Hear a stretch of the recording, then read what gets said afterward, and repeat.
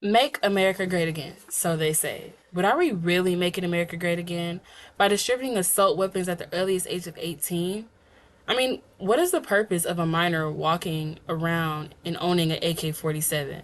So they can go into schools, churches, restaurants, malls, parks to kill a whole crowd of people just for some attention? Oh no, that couldn't be right. We initially issue assault weapons to people mentally impaired because they need more protection, because they're xenophobic, a sexist, homophobic, or worse, a Republican. Ew. No, that couldn't be right. I think we initially give out assault weapons because we find the joy of our government spending $60,000 on a building a bulletproof safe rooms instead of resolving the main issue of weapons being brought into school systems. Not to mention the traumatic experiences that children have to remember for the rest of their lives, as well as the staff. Imagine if this was you, or your friend, maybe even your favorite coworker. The person behind the gun gets to walk away freely with life. Meanwhile, the person in front of it doesn't. Why is that? Hi, my name is Taylor Bell. I want my audience to understand how assault weapons are affecting our society drastically and why they shouldn't be legalized in the United States. Assault weapons come in a variety of firearms that are used with the specified features that most states legally possess at the age of 18 or older. Here are just some demographics of people owning or possessing a gun or an assault weapon between the year of 1982 and 2023. As far as handguns and rifles and shotguns are mostly commonly possessed by someone with an assault weapon.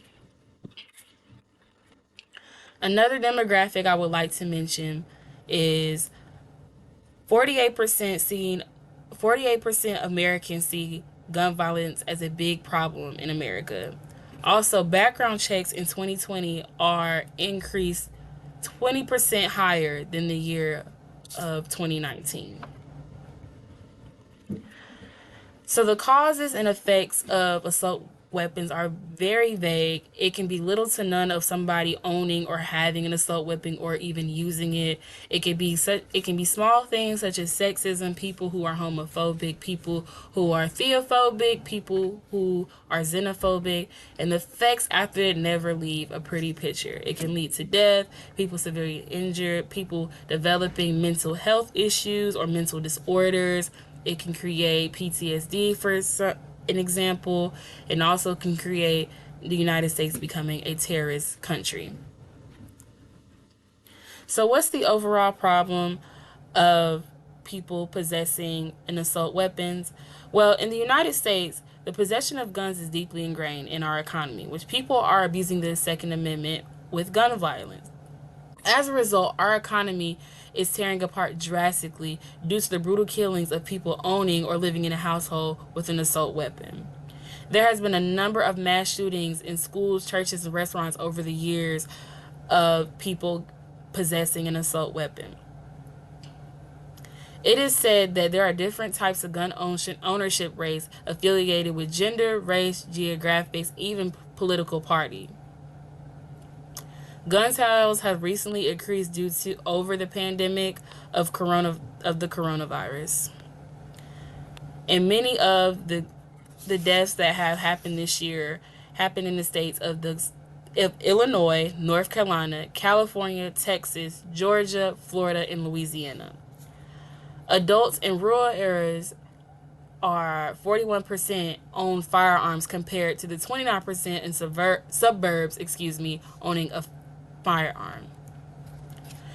This just shows the Second Amendment basically stating a well-regulated militia being necessary for security of a free state has the right of people to keep and bear arms should not be infringed. Basically stating that people are free to possess assault weapons to protect themselves, other than law enforcement. With people there with gun or assault weapons being possessed, you have proponents and opponents. And proponents are basically people who stand abide or with gun or assault weapons being issued out. And opponents would basically be me, who are against gun ownership because it is tearing our economy drastically, as you can see. So the overall solution is the current president, Joe Biden, is initiating stronger enforcement of gun laws, including the new weaponry that is being made in 2023. Instead of school systems creating bulletproof rooms just in case an intruder may come in, I feel like the government should enhance and minimize distributing lethal weapons. These crime rates and guns and assault weapons are tearing our economy apart. Not only can it influence the children and those who are around our economy in need to want to possess one for protection or just for cause. Benefits. The overall benefit of people not being able to own an assault weapon will decrease crime rates, make our world a better place. Also, like I said in the beginning, making America great again. And I wanted to tell from a source, Vice President Kamala Harris said from an interview with Jennifer Hudson, we shouldn't have to be presented with false choice. Suggests you are in either favor of the Second Amendment or want to be reasonable gun safety laws. That's false choice. Basically, she was stating in her interview, going over that gun or military weaponry should not be used on the streets, and that has become a bigger issue, and that she has tried to apply former president wife Michelle Obama into fixing this situation. I hope that my presentation informs and persuades you to wanting to ban the gun violence and crime rate and initiating assault weapons in the United States. Thank you.